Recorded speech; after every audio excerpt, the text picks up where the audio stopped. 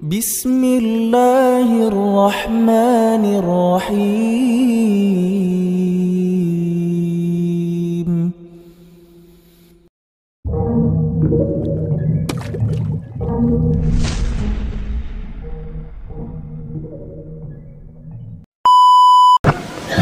Bismillahirrahmanirrahim. Assalamualaikum warahmatullahi wabarakatuh. Alhamdulillahirabbil alamin wassalatu wassalamu ala Rasulillah wa ala alihi wa ashabihi ajma'in. Amma ba'd.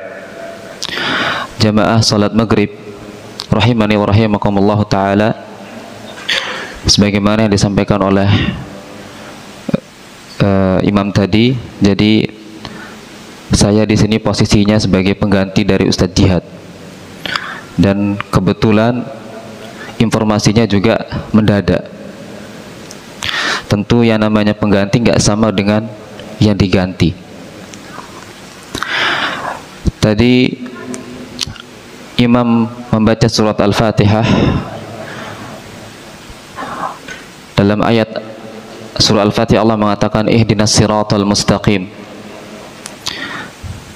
Ya Allah, tunjukkanlah kepada kami jalanmu yang lurus.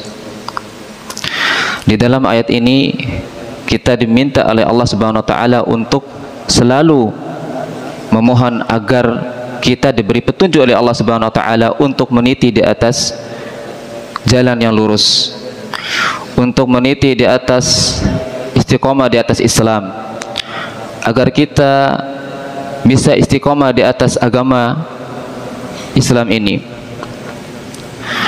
Oleh karena itulah ulama tafsir menjelaskan ihdinas siratal mustaqim. Petunjuk di sini ada dua macam. Ihdina fis sirat wa ihdina ila sirat. Petunjuk setelah kita diberikan taufik oleh Allah Subhanahu wa taala dengan agama yang mulia, yaitu agama Islam, agama yang diridai oleh Allah Subhanahu wa taala. Tidak ada agama di muka bumi ini yang diridai oleh Allah Subhanahu wa taala daripada agama Islam. Sebagaimana Allah Subhanahu wa taala mengatakan, "Inna ad-dina 'indallahil Islam." Sesungguhnya agama yang Allah Subhanahu wa taala ridai adalah agama Islam. Kalau kita lihat betapa besarnya nikmat Islam ini, marilah kita merenung bagaimana orang-orang yang ada di sekitar kita. Bagaimana ada orang-orang yang belum mendapatkan hidayah Islam.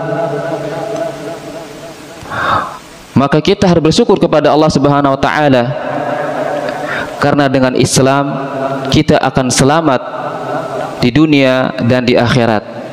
Karena dengan Islam kita akan selamat dari azab Allah Subhanahu wa taala.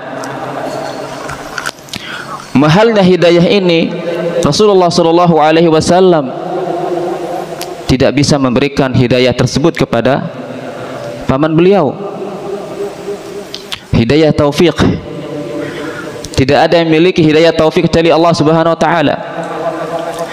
Akan tetapi hidayatud dilalatu wal irsyad, hidayah agar kita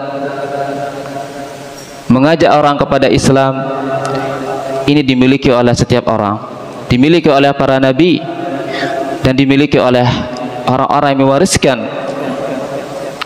ilmu-ilmu daripada Islam yang diteruskan oleh para ulama, para salaf rahimahullah taala.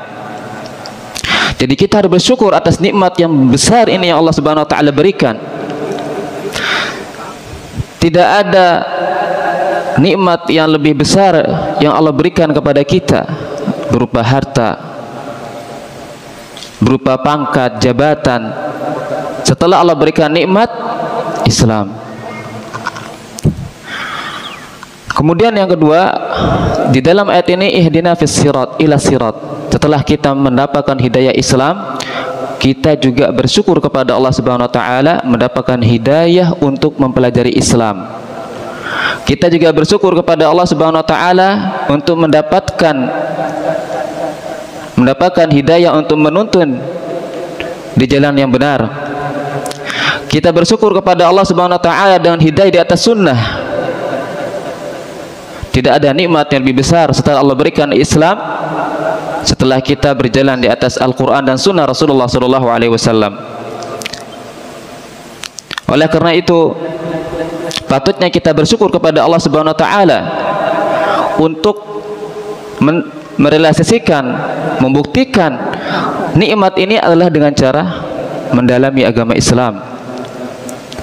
Karena dengan sunnah kita bisa mengetahui bagaimana tata cara salat Rasulullah SAW. Dengan sunnah kita bisa mengetahui bagaimana kita beribadah kepada Allah Subhanahu Wa Taala dengan cara yang benar. Dengan sunnah yang disampaikan oleh Rasulullah SAW, kita bisa mengetahui bagaimana cara kita mentauhidkan Allah Subhanahu Wa Taala. Pada karena itu, ulama mengatakan, Al-Imam Malik rahimahullah taala mengatakan, as-sunnatu kasafinati Nuh. Sunnah ini bagaikan perahunya Nabi Nuh. Man raqibaha naja. Barang siapa yang menaiki perahu itu, maka dia akan selamat. Wa man takhallafa anha ghariqa. Dan barang siapa yang tidak menaiki perahu tersebut, maka dia akan tenggelam. Al-Imam Malik rahimahullah ta'ala mengibaratkan orang yang berpegang dengan Al-Quran dan Sunnah bagaikan orang yang menaiki perahu. Barang siapa yang tidak mengikuti dakwah Rasulullah SAW, ajaran Rasulullah SAW, maka dia akan tersesat, maka dia akan menyimpang. Barang siapa tidak mengerti bagaimana dia bertauhid Allah Subhanahu Wa Taala, maka dia akan terjerumus kepada perbuatan syirik. Barang siapa yang tidak mengetahui bagaimana dia mengamalkan ibadah, melakukan ibadah sebagaimana sunnah Rasulullah SAW, maka akan terjerumus kepada perkara-perkara yang tidak pernah dicontohkan oleh Rasulullah SAW.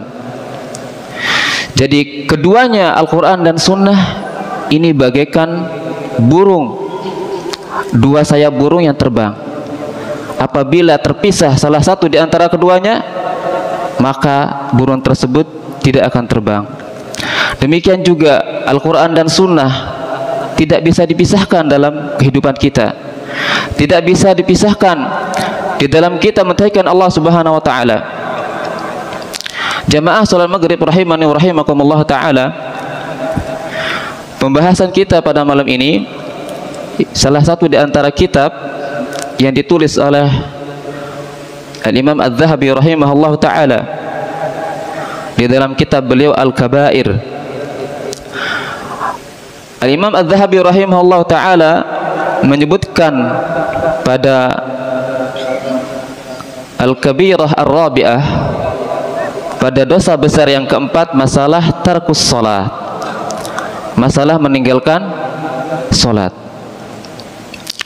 Banyak ayat dan hadis yang menerangkan dan hukum serta ancaman bagi orang yang meninggalkan salat.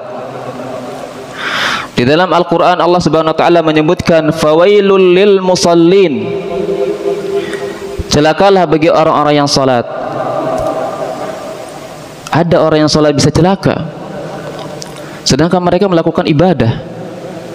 Allah Subhanahu Wa Taala mensifati, menyebutkan bagaimana sifat orang-orang yang celaka itu, alladzina hum an salatihim sahun, yaitu orang-orang yang mereka tatkala salat mereka lalai. Tatkala kita salat, banyak godaan yang akan datang. Pada saat salat terkadang kita memikirkan hutang. Tatkala kita salat datang godaan dari syaitan, kita memikirkan biaya sekolah, memikirkan perkara-perkara dunia. Oleh karena itulah Allah mengatakan, alladzi fawailul lil musallin alladzina hum an salatihim sahun, celaka orang-orang yang salat. Itu siapa mereka? Orang-orang yang lalai daripada salat mereka. Kemudian juga di dalam ayat yang lain Allah menyebutkan bagaimana tatkala Allah memberikan khitab, mengajak kepada orang-orang kafir yang mana mereka juga tidak melakukan salat, padahal mereka adalah orang kafir. Kemudian Allah menyebutkan, ma salakakum fi saqar, apakah yang menyebabkan kalian masuk ke dalam neraka Saqar? Qalu lam naku minal musallin. Mereka menjawab, kami bukanlah termasuk orang-orang yang menegakkan salat. Jadi orang-orang kafir tidak dibebani dengan syariat karena mereka adalah kafir. Namun tatkala mereka dimasukkan ke dalam api neraka oleh Allah Subhanahu wa taala, mereka ditanya, apa yang menyebabkan kalian sehingga kalian masuk ke dalam api neraka? Mereka menjawab, kami tidak menegakkan salat. Mantuk ayat ini, konteks ayat ini menunjukkan kalau orang-orang kafir saja itu diberikan khitab, dituntut oleh Allah Subhanahu wa taala untuk menegakkan salat, apalagi orang-orang yang muslim, lebih-lebih orang-orang yang muslim. Maka tentu tuntutan ini lebih lagi ditekankan kepada orang-orang yang muslim untuk menegakkan ibadah salat. Kemudian dalam hadis yang lain Rasulullah SAW mengatakan, di antara dalil dari hadis yang menunjukkan kepada kita bahwa meninggalkan salat adalah termasuk di antara kabiratun minal kabair, termasuk di antara dosa besar. Nabi SAW bersabda dalam sebuah hadis yang sahih yang disebutkan oleh Imam At-Tirmidzi dan An-Nasa'i, Nabi mengatakan, al-ahdu alladhi bainana wa bainahum as-salah. Perjanjian yang membedakan antara kita dan di antara mereka orang-orang kafir adalah salat. Jadi yang membedakan antara ciri khas seorang muslim, ciri khas seorang mukmin adalah salat. Adapun orang-orang yang kafir, mereka tidak menegakkan salat. Kata Nabi, faman tarakaha faqad kafara. Maka barang siapa yang meninggalkan salat, maka dia kufur. Konteks dalam hadis ini sangat jelas menunjukkan kepada kita akan hukuman dan balas hukuman bagi orang-orang yang meninggalkan salat, yaitu hukumnya adalah kufur. Di sini ada kalimat faman, ini menunjukkan umum siapapun dia, dan kalimat man dalam ilmu bahasa Arab, dalam ilmu usul menunjukkan umum, tidak dibedakan. Selama seorang muslim telah sampai kepada mereka syarat-syarat untuk menegakkan ibadah salat, maka wajib untuk menegakkan ibadah salat. Maka barang siapa yang meninggalkan, hukumnya adalah kufur. Di sini kalimat man, baik itu dia kecil besar, ya, selama dia, bahkan anak kecil pun dituntut untuk kita sebagai seorang tua untuk mendidik mereka, untuk mengajari mereka dari sejak kecil agar mereka terbiasa menegakkan ibadah salat. Di dalam hadis ini Nabi menyebutkan al-ahdul ladzi bainana wa bainahum as-shalah faman tarakaha faqad kafara.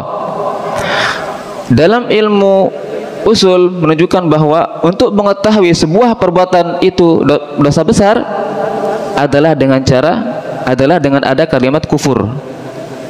Nah, di dalam hadis ini Nabi menyebutkan ada kalimat kufur. Berarti meninggalkan salat merupakan perbuatan dosa besar. Kemudian di dalam hadis yang lain, ini disebutkan oleh Imam Az-Zahabi rahimahullah ta'ala, yang menunjukkan kepada kita bahwa meninggalkan salat adalah termasuk di antara dosa besar.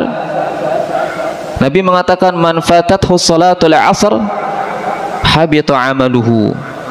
Barang siapa yang luput, yang tidak melakukan salat asar, maka sungguh telah putus amalannya. Hadis ini menunjukkan kepada kita bahwa orang yang tidak melakukan salat asar, maka sia-sia amalannya, sia-sia perbuatannya. Walaupun dia melakukan amal kebaikan, walaupun dia melakukan amal-amal yang lain, tapi tatkala dia meninggalkan salat asar, Nabi mengatakan apa? Habita amaluhu, maka amalannya terputus. Kemudian di dalam hadis yang lain juga menunjukkan kepada kita yang menguatkan bahwa meninggalkan salat termasuk dosa besar adalah sabda Rasulullah sallallahu alaihi wasallam, "Bainal 'abdi wa bainasy syirik tarkus shalah." Di antara pembeda antara seorang hamba yang mukmin dan hamba yang musyrik adalah meninggalkan salat. Kemudian juga disebutkan oleh athar dari sahabat Umar radhiyallahu anhu, beliau mengatakan, "Innahu la hadza li ahadin fil Islam adha'a as-salat." Tidak ada bagian, tidak ada kebaikan bagi seorang muslim di dalam agama Islam apabila dia meninggalkan atau melalaikan ibadah salat. Tidak ada kebaikan sedikit pun bagi seorang muslim selama dia meninggalkan ibadah-ibadah, termasuk diantaranya adalah ibadah salat. Kemudian juga disebutkan oleh Al-Imam At-Tirmidzi rahimahullah ta'ala dalam sebuah hadis yang diriwayatkan oleh Jarir dari Abdullah bin Syaqiq dari sahabat Abu Hurairah radhiyallahu anhu, beliau mengatakan, kana ashabu Rasulillah sallallahu alaihi wasallam la yarawna syai'an minal a'mali tarkuhu kufrun ghairas salah. Dulu para sahabat Rasulullah sallallahu alaihi wasallam mereka tidaklah memandang suatu amalan yang mana amalan tersebut apabila ditinggalkan maka hukumnya adalah kufur, ya. La yarawna syai'an minal amali tarkuhu kufrun ghairas salat. Jadi maksudnya amalun apapun dalam pandangan para sahabat apabila ditinggalkan selain daripada ibadah-ibadah atau amalan-amalan yang selain salat, yang salat gitu, maka hukumnya adalah kufur. Kemudian Al-Imam Ibnu Hazm rahimahullah ta'ala juga menyebutkan dalam sebuah athar bahwasanya tidak ada dosa yang lebih besar, yang lebih buruk daripada meninggalkan salat sampai keluar waktunya. Kata beliau, la dzamba ba'da syarri a'dhamu bi tarkis shalah. Tidak ada dosa yang lebih besar, yang lebih buruk daripada meninggalkan salat sampai keluar waktunya. Jadi Al-Imam Ibnu Hazm menyebutkan bahwa orang yang buruk adalah orang yang mana dia meninggalkan salat sampai keluar waktunya. Kemudian di antara hadis yang disebutkan oleh Rasulullah sallallahu alaihi wasallam bahwasanya amalan yang pertama kali dihisab oleh Allah Subhanahu wa taala pada hari kiamat adalah amalan salat. Di antara hadis yang menunjukkan kepada kita bahwa meninggalkan salat adalah termasuk di antara kabiratun minal kabair, termasuk dosa besar. Dalam hadis yang sahih Rasulullah menyebutkan, awwalu ma yuhasabu bihil 'abdu yaumal qiyamah min 'amalihi salatuhu. Hal yang pertama kali dihisab bagi seorang hamba pada hari kiamat dari amalannya adalah salat. Jadi yang pertama kali dihisab di akhirat kelak adalah amalan salat, bukan amalan-amalan yang lainnya, sesuai dengan zahir hadis ini, ya. Dari amalan puasa, zakat, sedekah, berzikir dan yang lainnya, Nabi mengatakan apa? Yang pertama kali dihisab oleh Allah Subhanahu wa taala pada hari kiamat adalah salat. Kemudian beliau mengatakan, fa in salahat faqad aflaha wa anjaha. Maka apabila salatnya sudah bagus, maka sungguh dia telah beruntung dan selamat. Kalau kita melihat dalam kehidupan sehari-hari, apabila kita melihat ada seorang yang kehidupannya tidak baik, kemudian rumah tangganya kurang bagus segala macam, maka lihatlah salatnya, bagaimana akhlaknya dengan sama temannya, akhlaknya dengan orang tuanya, maka lihatlah bagaimana dia sholat. Itu hukum di dunia, bagaimana di akhirat. Nabi menyebutkan, fa in saluhat faqad aflaha wa anjaha. Kalau sholatnya sudah bagus, maka dia akan beruntung, maka dia akan selamat. Oleh karena itu Rasulullah SAW juga menyebutkan bahwa as-salatu, salat ini adalah apa? Merupakan pondasinya agama. Ya, apabila dalam sebuah bangunan pondasinya tidak kuat, maka bangunan tersebut akan roboh. Demikian juga salat. Salat merupakan pondasi yang menguatkan di dalam agama Islam. Maka hendaklah kita selalu menjaga ibadah salat. Kata Nabi, fa in fasadat faqad khaba wa khasira. Kalau ibadah salatnya sudah rusak, bolong-bolong, ya, faqad khaba wa khasira, maka dia sungguh telah merugi. Hadis ini memberikan faedah kepada kita bahwa wajib bagi kita untuk terus menjaga ibadah salat.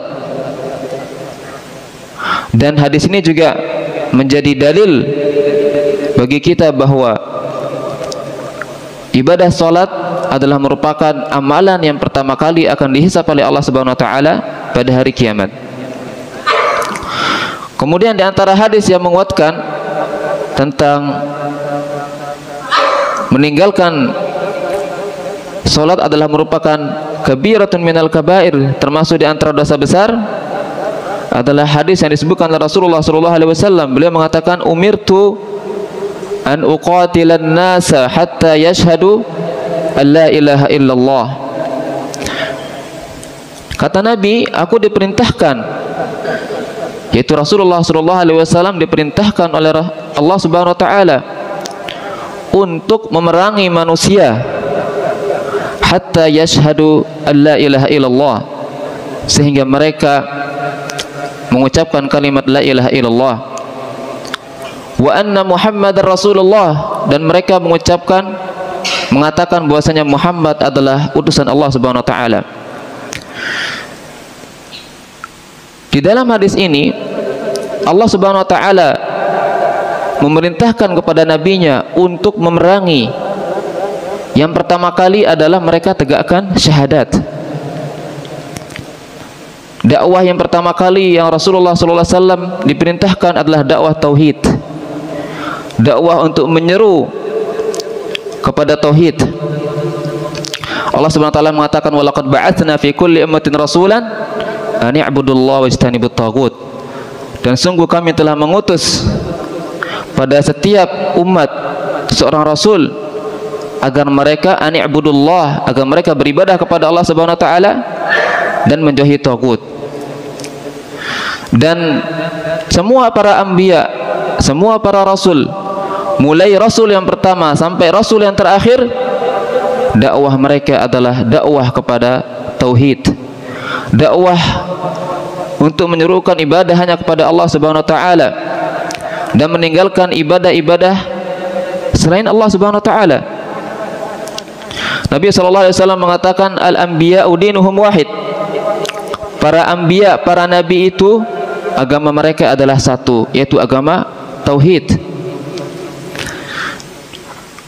Dahulu orang-orang musyrikun, mereka tidak mau mengucapkan kalimat syahadat la ilaha illallah karena mereka mengetahui konsekuensi dan makna daripada kalimat ini. Tatkala disuruhkan kepada mereka untuk mengucapkan kalimat la ilaha illallah, mereka enggan, karena mereka mengetahui makna la ilaha illallah, konsekuensi daripada kalimat la ilaha illallah. Di situ terdapat kalimat peniadaan dan penetapan bahwasanya tidak ada ibadah yang berhak untuk diibadahi oleh Allah kecuali Allah Subhanahu wa taala. Karena mereka mengerti dan memahami makna daripada kalimat la ilaha illallah, mereka tidak mau mengucapkannya. Apa konsekuensinya kalau mereka mengucapkan kalimat la ilaha illallah? mereka harus masuk ke dalam agama Islam. Mereka harus menegakkan ibadah-ibadah yang lainnya. Nah, bedanya dengan kita pada zaman sekarang, disebutkan oleh Syekh Muhammad bin Abdul Wahab rahimahullah ta'ala, perbedaan antara kesyirikan pada zaman terdahulu dengan zaman sekarang. Beliau menyebutkan bahwa kalau umat terdahulu mereka mengerti makna la ilaha illallah sehingga mereka tidak mau mengucapkannya. Karena konsekuensi daripada kalimat tersebut, mereka harus meninggalkan patung-patung yang mereka sembah. Sedangkan kemusyrikan pada zaman sekarang tidak. Yang penting mengucapkan kalimat la ilaha illallah, tapi dari waktu berbuat syirik. Dahulu kala tidaklah orang-orang musyrikun berbuat syirik kepada Allah Subhanahu wa taala kecuali dalam kondisi sempit, kecuali dalam keadaan terdesak. Tapi tatkala mereka dalam keadaan lapang, tidak dalam keadaan susah, mereka berbuat syirik. Dan itu disebutkan oleh Allah Subhanahu wa taala dalam Al-Qur'an, fa idza raqibu fil fulki da'awallaha mukhlishina lahuddin.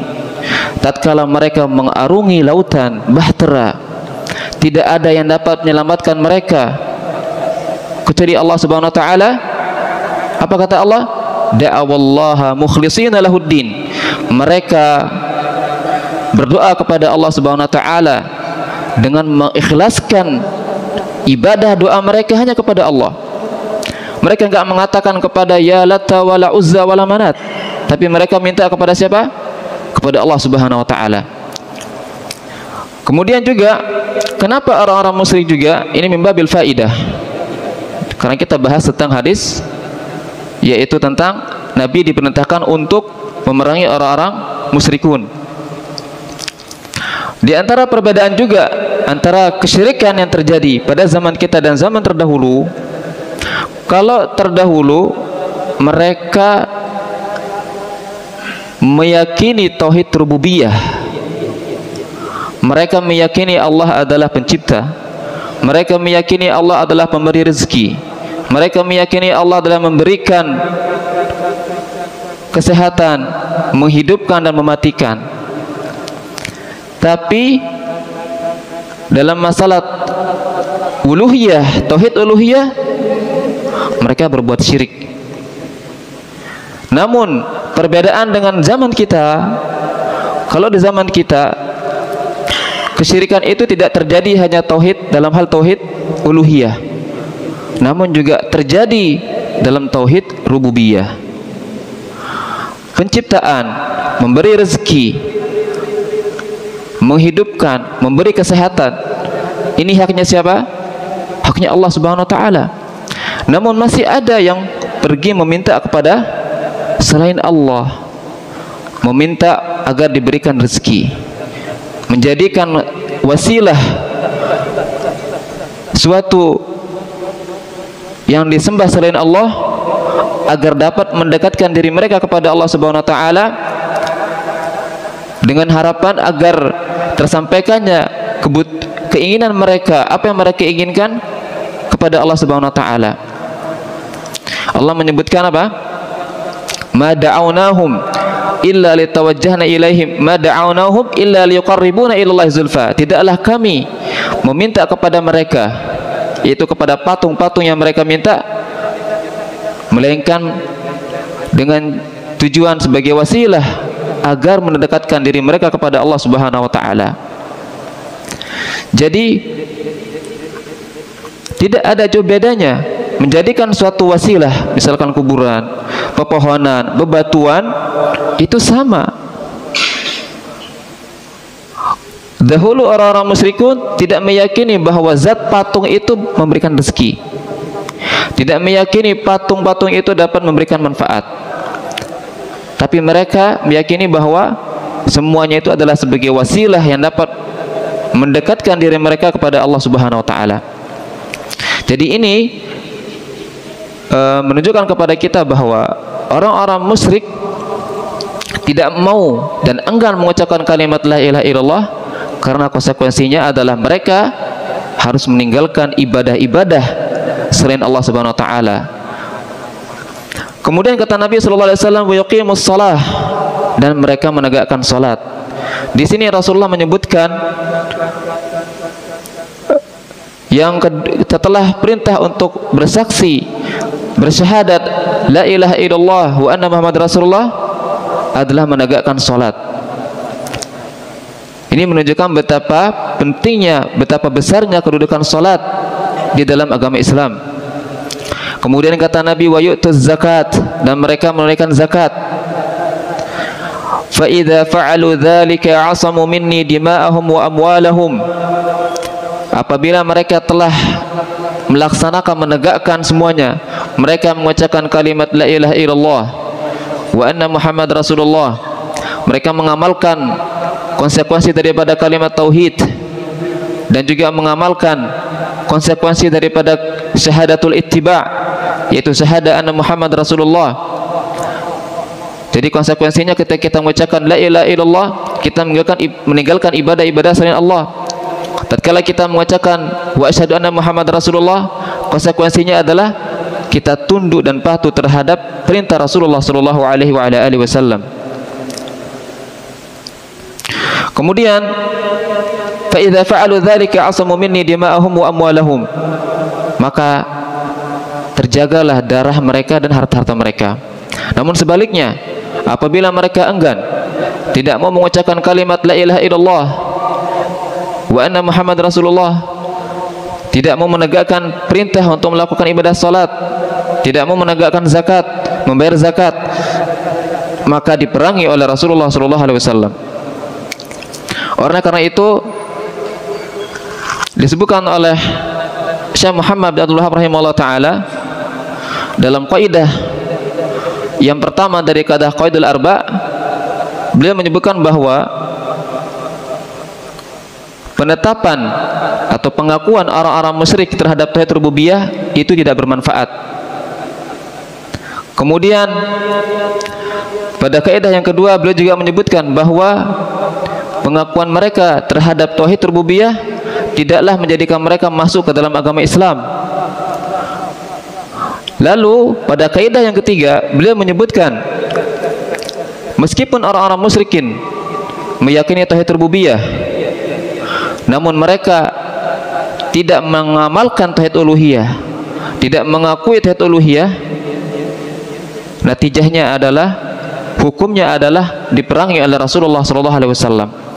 Tidak dibedakan antara orang yang menyembah kuburan dengan orang yang menyembah patung. Karena di zaman Nabi ada orang-orang yang beribadah kepada orang yang soleh, ada yang beribadah kepada Nabi, ada juga orang-orang yang beribadah kepada malaikat, ada juga yang beribadah kepada bebatuan. Namun tidak dibedakan oleh Rasulullah SAW. Hukumnya adalah satu, yaitu diperangi oleh Rasulullah SAW.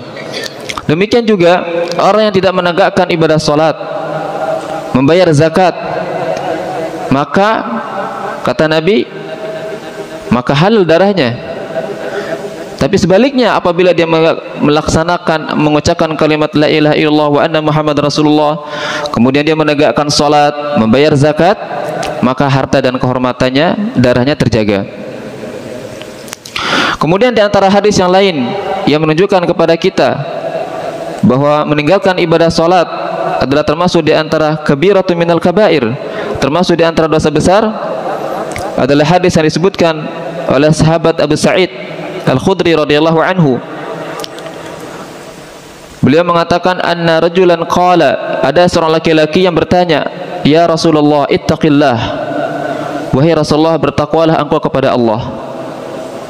Rasulullah diperintahkan untuk bertakwa, padahal kan beliau adalah orang yang paling, hamba Allah yang paling bertakwa, yang Allah Subhanahu wa taala memberikan kedudukan beliau sebagai khalilullah, kekasih Allah Subhanahu wa taala. Kemudian faqala wailak alastu ahaqqu ahlal ard an attaqillah. Kata Nabi sallallahu alaihi wasallam, celaka engkau, bukankah aku orang yang paling berhak, manusia yang paling berhak untuk bertakwa kepada Allah di muka bumi. Di sini kalimat rajulan tidak disebutkan siapa orangnya. Dan dalam ilmu hadis, majhul seorang sahabat, tidak diketahuinya sahabat, tidak memudaratkan hadis. Berbeda dengan sanad di dalam hadis, orang yang membawa hadis ini. Karena semua para sahabat adalah udul, adalah adil, berdasarkan rekomendasi dari Rasulullah SAW. Was-sabiquna al-awwaluna minal muhajirin wal ansar. Orang-orang yang terdahulu masuk Islam dari kalangan sahabat muhajir dan ansar. Kemudian juga berdasarkan rekomendasi dari Rasulullah SAW, ashabi kulluhum udul, para sahabatku semuanya adalah adil, tidak ada yang berkhianat. Yang bertanya ini kepada Rasulullah,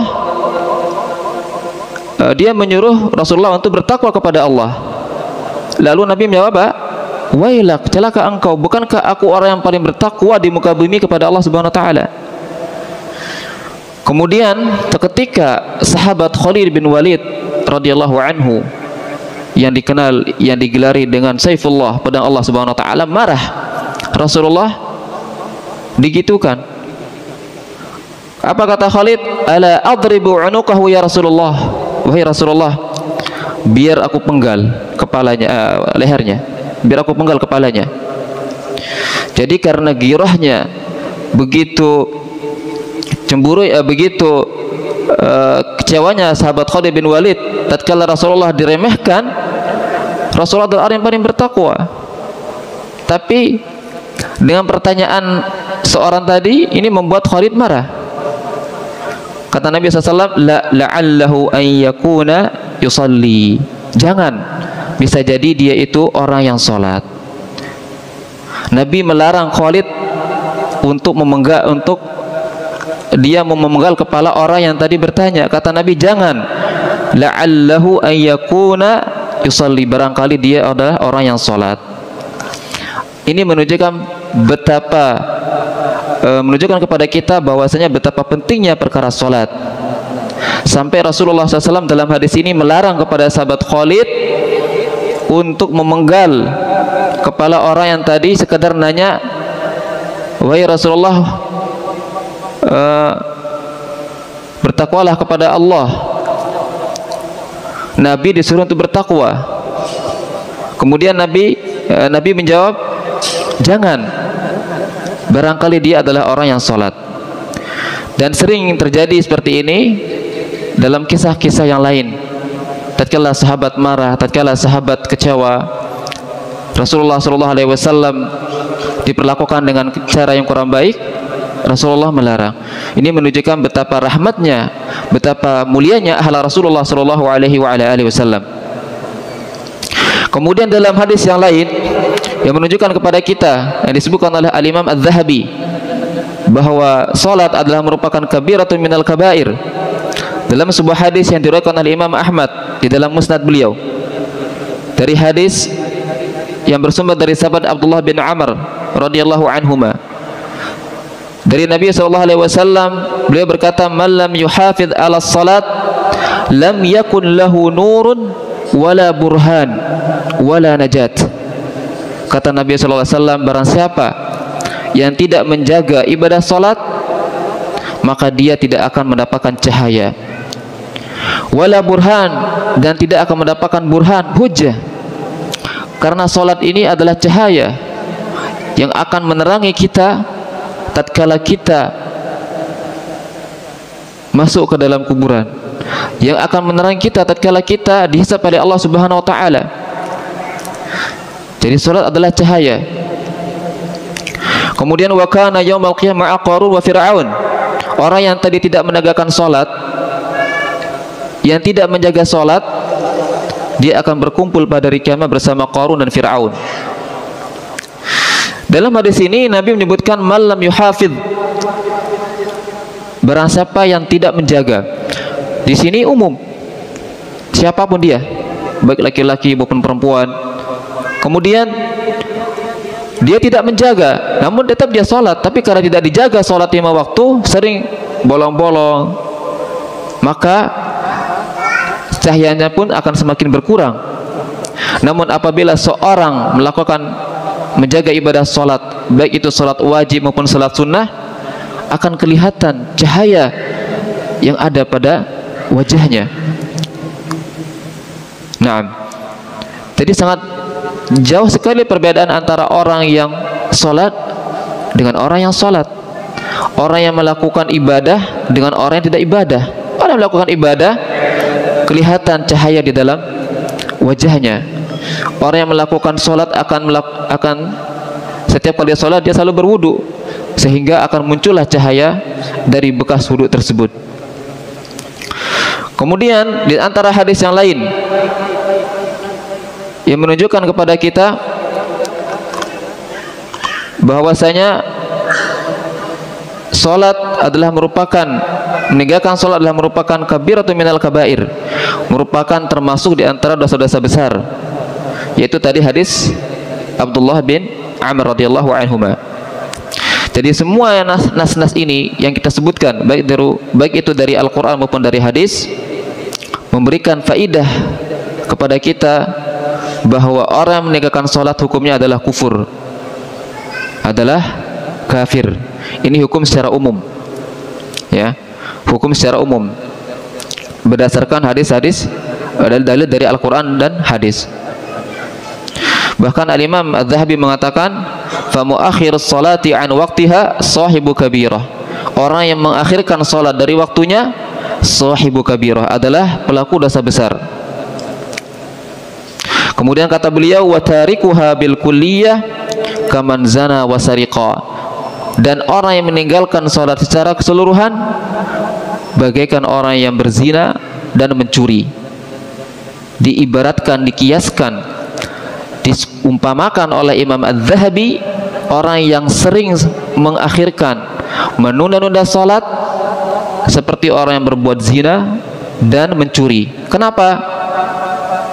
Karena li'anna tarka kulli salatin aw tafwitaha kabirah. Karena meninggalkan semua salat atau luput, sering bolong-bolong tidak melakukan ibadah salat adalah merupakan dosa besar. Kemudian kata beliau, fa in fa'ala dzalika marratin kana min ahli al-kaba'ir illa ay yatuba. Maka sungguhnya barang siapa yang melakukan demikian, marrat bukan marrah, terus terulang, dia terus meninggalkan ibadah-ibadah salat, kana min ahli al-kaba'ir, maka sungguhnya dia termasuk orang pelaku dosa besar, illa ay yatuba, sampai dia bertaubat kepada Allah Subhanahu wa taala. Dalam masalah taubat salat, sebagian ulama di antaranya mazhab Syafi'i, bahwasanya orang yang meninggalkan salat kemudian dia bertaubat, dia harus mengqadha. Kalau dia meninggalkan setahun, berarti setahun untuk mengqadha salat. Bayangkan sehari berapa salat yang harus dia tunaikan untuk membayar utang, untuk membayar tanggungan salat yang pernah ditinggalkan. Namun mazhab Imam Ahmad rahimahullah taala menyebutkan tidak perlu dia mengqadha, tapi cukup dia bertaubat kepada Allah Subhanahu wa taala. Cukup dengan bertaubat, karena perkara qadha salat itu dikhususkan dalam hadis orang yang lalai, orang yang lupa, atau dia ketiduran. Nah, kemudian yang terakhir kata beliau, fa in lazama taraka shalah fa huwa minal akhsarin al askiya al mujrimin. Maka sungguhnya orang yang senantiasa meninggalkan salat, maka dia termasuk orang-orang yang akhsarin, termasuk orang-orang yang merugi, dan termasuk orang-orang yang celaka. Jadi ini adalah penjelasan dari kitab Al-Kabair, sepintas dari apa yang telah disebutkan oleh Imam Adz-Dzahabi rahimahullah taala, berdasarkan dalil dari Al-Quran dan Sunnah dan juga athar para sahabat, menjelaskan kepada kita betapa besarnya kedudukan salat dan betapa besarnya dosa daripada salat. Masalah perincian, yaitu masalah apakah orang meninggalkan salat kufur yang dapat mengeluarkan dari Islam ataukah tidak, ini perkara atau masalah yang cukup panjang perselisihan dan perdebatan di antara para ulama.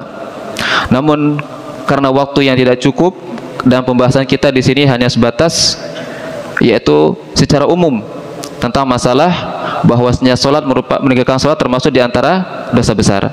Yang intinya bahwa sebagian ulama berselisih, baik itu dari mazhab Imam Ahmad, Abu Hanifah, Imam Malik dan Syafi'i.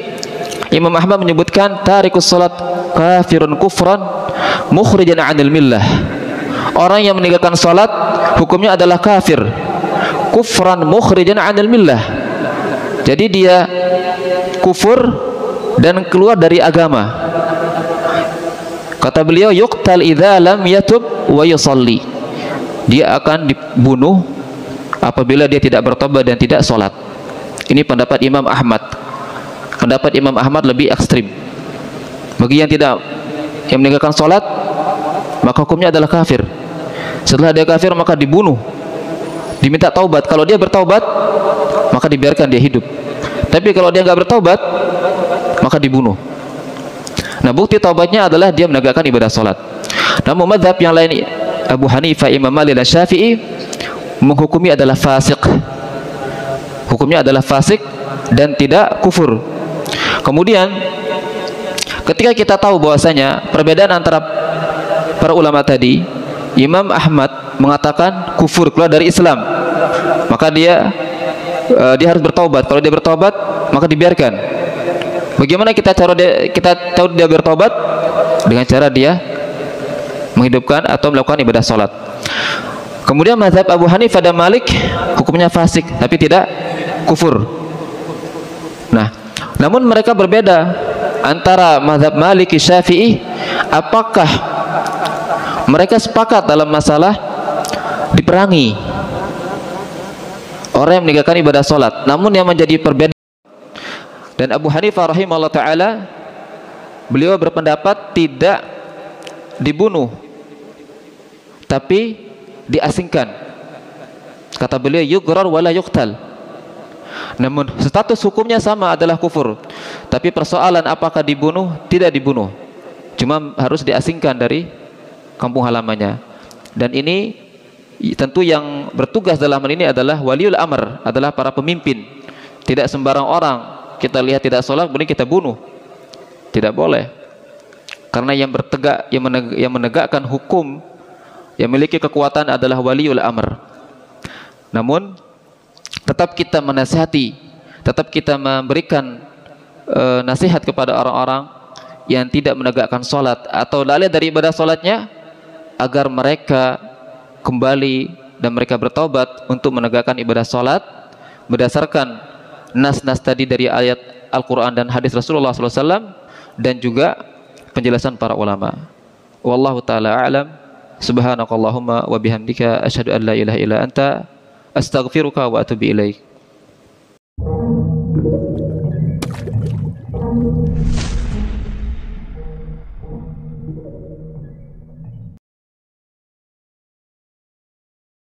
Bismillahirrahmanirrahim.